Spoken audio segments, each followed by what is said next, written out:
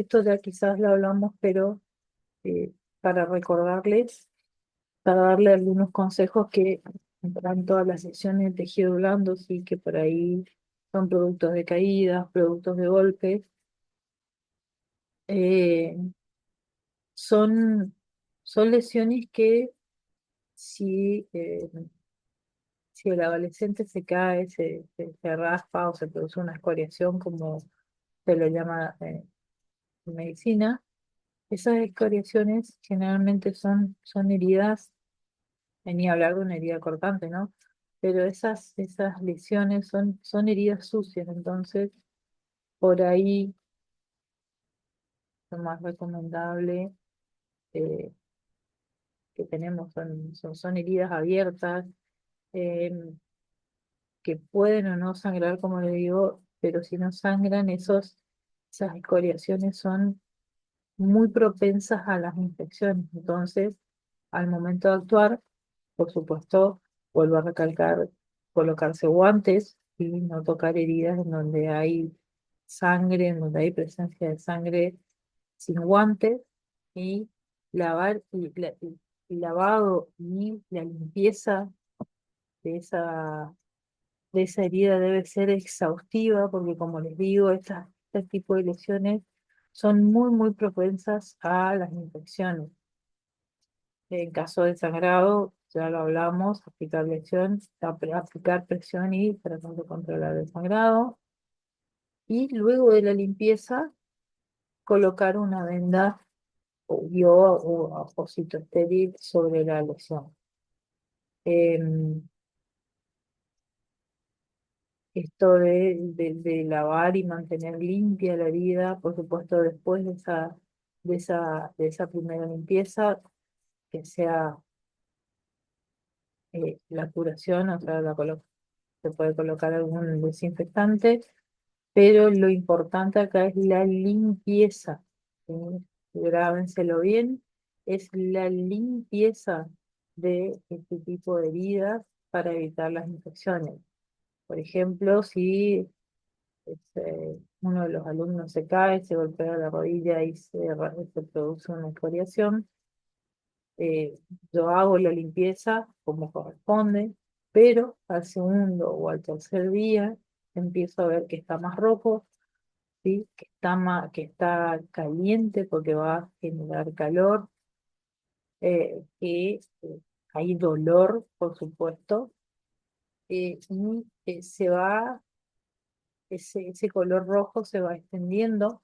Entonces voy ahí, en ese momento, voy a consultar con el servicio de emergencia. ¿Sí? No dejen pasar eso. Vuelvo a repetir, ese tipo de lesiones em, son muy sucias, por así decirlo. Entonces, la limpieza y la utilización de algún desinfectante es esencial. Y si empiezo a ver estos signos y síntomas, consultar con el servicio de emergencia.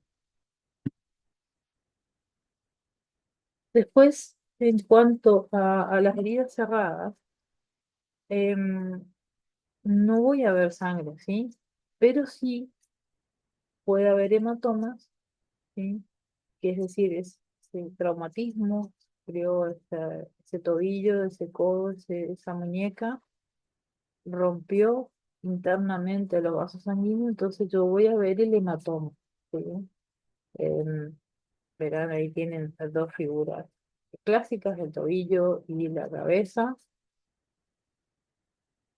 ¿Qué voy a hacer en estos casos? ¿Sí? Voy a aplicar compresas frías, voy a observar la evolución de esos hematomas. eh, y en el caso de que sea en la cabeza, voy a observar muy de cerca a ese alumno, eh, que no esté mareado, que no tenga dolor de cabeza, ¿sí?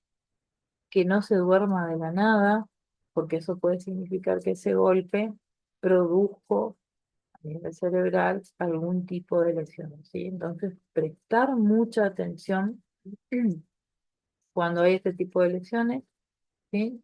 Eh, Sobre todo a nivel de la cabeza, ¿sí? Voy a valorar constantemente, voy a evaluar a ese chico constantemente y si es necesario, por supuesto, consultar con el servicio de emergencias eh, y no perder el tiempo.